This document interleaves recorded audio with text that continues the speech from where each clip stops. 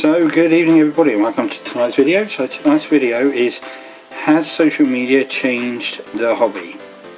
So going through making a couple of ideas on this, so chatting to a couple of other people about it. So I personally think it has changed the hobby, social media, simply because it's made it a bit more modern. So rather than just relying solely on a club, you can do bits and pieces with your mates over Tinterweb as well. Whether that's because I'm what's classed as a Zennial, I'm not quite a Project Generation X or Millennial or whatever it is. I'm sitting in the middle somewhere. So it's I personally think yes, it has made it a bit easier and a bit nicer and a bit more community spirited. So one of the pros for it is obviously it's easier to engage with the community on there. So for example, obviously there's several Facebook groups. Most clubs nowadays have a Facebook group as well, so it's easier to engage with the club. It's easier to organise games at a club level as well on the social media, because you haven't got to, although I suppose in the olden days you just used to arrange it at the club beforehand, but you can see who's come in and arrange games and sort bits out and players and everything before the actual day, so it does make life a little bit easier that way. It's a good way of sharing ideas and knowledge as well. So obviously you're not just limited to your local hobby shop, your local club, or anything like that. You can go as far, you can go all over the world if you wanted, just to get some knowledge and ideas, because there's lots of information out there to get. Loads of people have done research previously and everything, so I mean, this is up to you. You can use that however you want to. So that's obviously another good thing. And then, well, obviously there's the whole selling aspect of it on social media, the Facebook Marketplace and various other bits and pieces where you can sell your miniatures. Makes it easier to sell.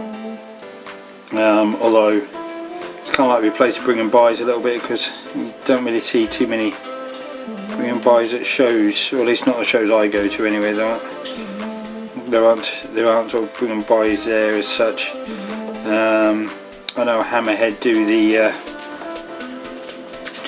table for 30 minutes.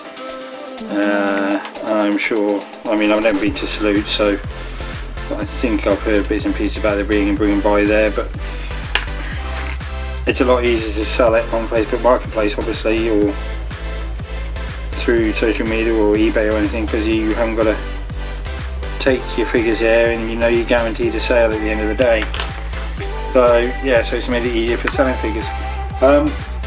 It's also, speaking of shows and so on, it's also made that a bit easier to promote those events. Whereas before it would be in magazines, obviously you still get magazines and stuff. But obviously with social media it's easier to promote events and shows, and you can get a better feel as to what's going on, and you're more likely to know about the events before they happen rather than sort of a week before or something, so you can plan really far ahead actually as well. And so yeah, I mean, take Naptember for example. I had a guy come from Gloucestershire. Okay, he was moving out sort of this sort of way, but he came all the way from Gloucestershire down just for a game, so that's always good. And then you got Partisan, you get people from all over the place doing Partisan and Hammerhead and all the other shows, so it is a good way of promoting events and getting events started and sorted and everything. So if you wonder what I'm doing here, I'm just just writing down these command miniatures are going to be for my these are Warlord British mounted kernels, so I'm just filing them down so they sit and fit just a little bit better. Just making them so they fit just a little bit nicer, a little bit better. Down on there just a little bit better. I'll just bend it back up there and bend in a bit further back. I'll sort that out in a minute. Yeah, so where was I? Promoting shows and events, yeah. And then something else obviously you can do is display your work if you wanted to. So obviously there's quite a few, as I say, there's quite a few Facebook groups where people can, where you can sort of display your work once you've done it if you wanted to, or you can use it for inspiration if you wanted to, for new projects. So obviously if you've got an idea and so you want to try something, you can have a look on Facebook or other social media platforms. I keep on mentioning Facebook because I only really do Facebook, I don't do TikTok or anything like that. So yeah, so it's you can use it for inspiration. So if you're a little bit stuck with what to do, then have a look on sort of Facebook and may give you a couple of ideas or something. So yeah, so it's a bit, they're kind of like the pros really. But obviously with that you obviously get cons as well, so just go through a couple of the cons as well. So it could cause you to maybe feel a little bit overwhelmed. So for example, if you're seeing all these really good painters displaying their figures and everything and selling their figures in May, and you're not quite as good as them in your own opinion, it could kind of like make you feel, well, I'm not as good as them, do I really want to be doing this hobby? But as I say, so it's kind of like the inspiration side of it kind of like then backfires a little bit. So there's that one. And then as I said, you can use it to plan projects, but you could also suffer from what I describe as shiny syndrome, which isn't polishing up miniatures or filing miniatures. Oh look, all of these people are doing this, I may do that as well. So it's like, obviously, I mean, I've kind of noticed that you do kind of get fashions in wargaming now, and I think that's down to social media. So it's kind of like if one person say doing Western, then all of a sudden a whole lot of other people will be doing Western. Then it is getting fashionable to do various bits and pieces within social media. So kind of like you could have one person doing, say, Napoleonics, and then somebody else who then goes, oh, that's a good idea, so they choose to do Napoleonics, and then next thing you know, everybody is then doing Napoleonics. Or, as I say, kind of like cowboys or something like that. So it can cause, I personally think it's called kind of like a fashion stuff to appear.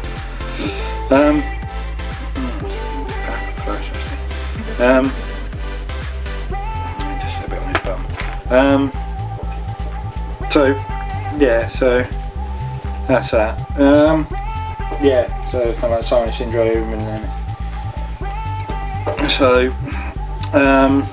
one of the other pitfalls of social media is you get them everywhere. Button or lyric counters, you get them everywhere. I know you do. I've been subject to a couple of people like that as well, where they've with my bolt action, not so much on the, well, a little bit on the social media side of stuff.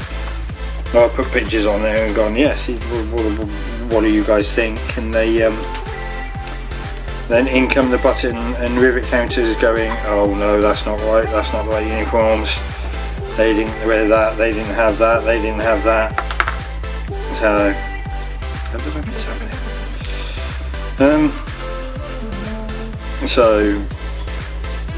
but normally I just say to them, well, they're my miniatures, I'll paint them how I want. I mean, I don't pay any particular attention to them, but obviously some people may find it a little bit disheartening if they put a lot of time and effort into a miniature or into painting a unit or something, and then they have somebody come along and go, no, it's all wrong. But as I say, I generally don't heed those people. Excuse me. So I suppose going on the back of the Shiny Syndrome thing, there's the it can, depending on how you feel about it, it could cause you to feel a little bit isolated, left out on your own, on your Todd. If you're not doing what everybody else is doing, that head's not going to work on there. That head is definitely not going to work on there. I'm going to see if I can run a different head for him. Yeah, that is definitely not going to work, because that's got the collar done up and that's not. Yeah, they are, Warlord. Your mounted kernels, they don't work. The head's wrong. A little bit of feedback there for you, Warlord. The head on the one which you put the head on is wrong, because you've got, maybe not. I'll have to have a look. Let's have a look at some pictures. We'll have to see what they've done. Yeah, so it could cause you to feel a little bit alone, a little bit by yourself. Excuse me. Yeah, so you'll have to, yeah, and which obviously could cause a problem. And then, so which could, yeah, that could lead you into sort of being a bit misguided into whether or not you want to continue the hobby.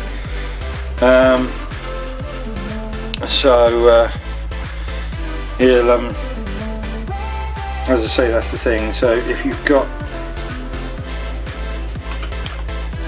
a little bit deluded as to whether or not you want to continue the hobby because you've seen all these other people's stuff and you're going, oh, well, wait a minute, this stuff is really good, this stuff's really good, my stuff isn't as good as that, why is my stuff not quite as good as that?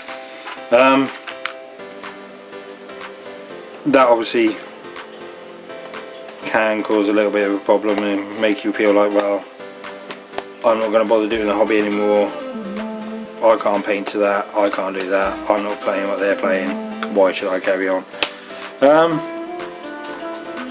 But again, it's everybody does their own bits.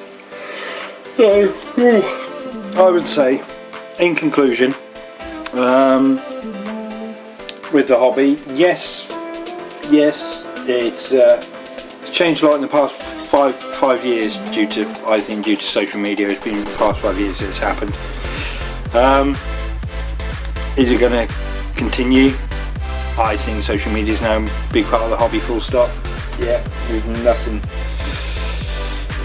not a lot you can do about it really, other than try and embrace it and go with the flow really. So that's my thoughts on it. So in ultimate conclusion, yes, social media has changed the hobby. Has it made it worse? Not as far as I'm concerned. Has it made it better? Maybe a little bit, yeah. I'd say it has made it a bit better,